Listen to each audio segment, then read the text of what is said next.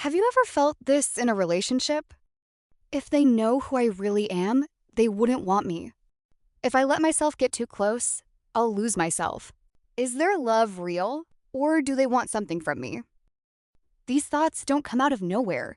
They come from something deeper, something older. Psychologists call them core wounds. These are beliefs formed in childhood that quietly shape how we love, trust, and connect as adults. Wounds like, I will eventually be abandoned. I'm not worthy of love. I'm not enough. They're stories we started telling ourselves before we had words for them, and they follow us into every relationship, every fear, and every guarded heart. The good news? Core wounds can heal, and the first step is understanding yours. Where core wounds began. To understand core wounds, we have to go back to the beginning. Psychologists have long studied how children bond with caregivers. They found that the way we're responded to as children shapes our attachment style. This becomes a guide for how we approach relationships for the rest of our lives. Firstly, there's secure attachment. When a child's needs are constantly noticed and met, they learn people are reliable, that they're worthy of care. As adults, securely attached individuals find it easy to get close to others. They don't fear dependence and rarely worry about abandonment. Secondly, there's anxious attachment. When a child's needs are met sometimes, but are ignored at other times, they learn people are unpredictable, that they can't count on them. As adults, they may cling, constantly seek reassurance, and fear their partner doesn't love them enough. And thirdly, there's the avoidant attachment. When a child's needs are consistently unmet or dismissed, they learn that they can only rely on themselves, that others will let them down. As adults, they keep distance, feel uncomfortable with intimacy, and value independence above all. They often leave partners feeling shut out. These styles aren't just childhood relics.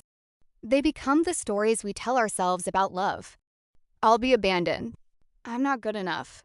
There's something wrong with me. I'll be trapped if I get too close. I'm alone in this.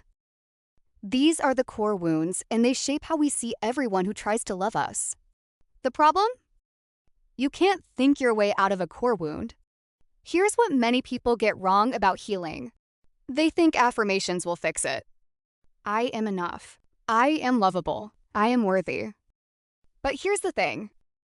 Your subconscious mind doesn't understand words. These wounds live deep.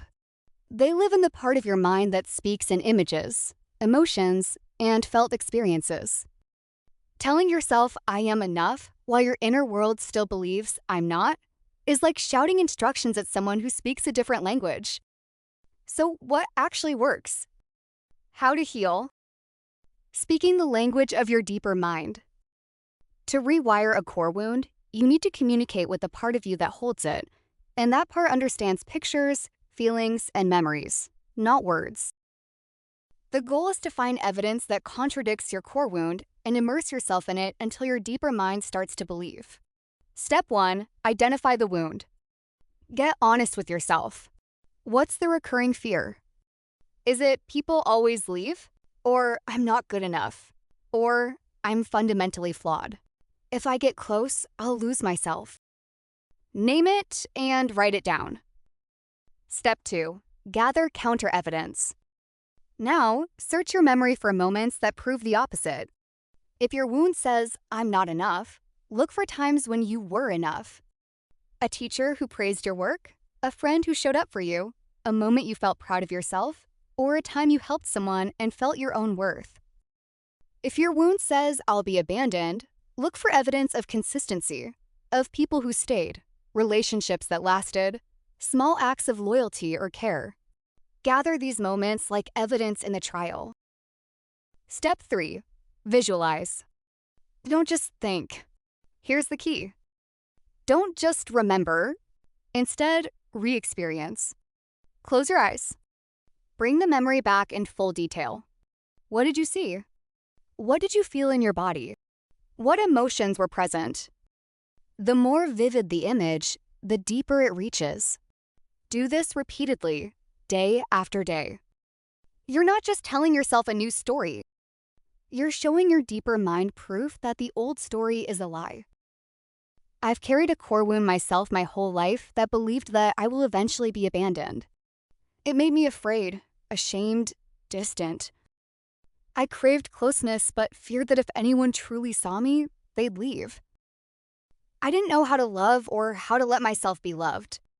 For a long time, it hurt. But when I finally committed to healing, something shifted. I started noticing evidence I'd missed for years. People who stayed. Moments where I was enough. Love that didn't have conditions.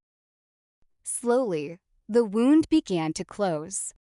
I started trusting more, sharing more. I realized the capacity to love was never missing. It was just buried under scars. That's the truth. Core wounds hide from us. Healing doesn't mean the past never happened. It means the past no longer runs the show.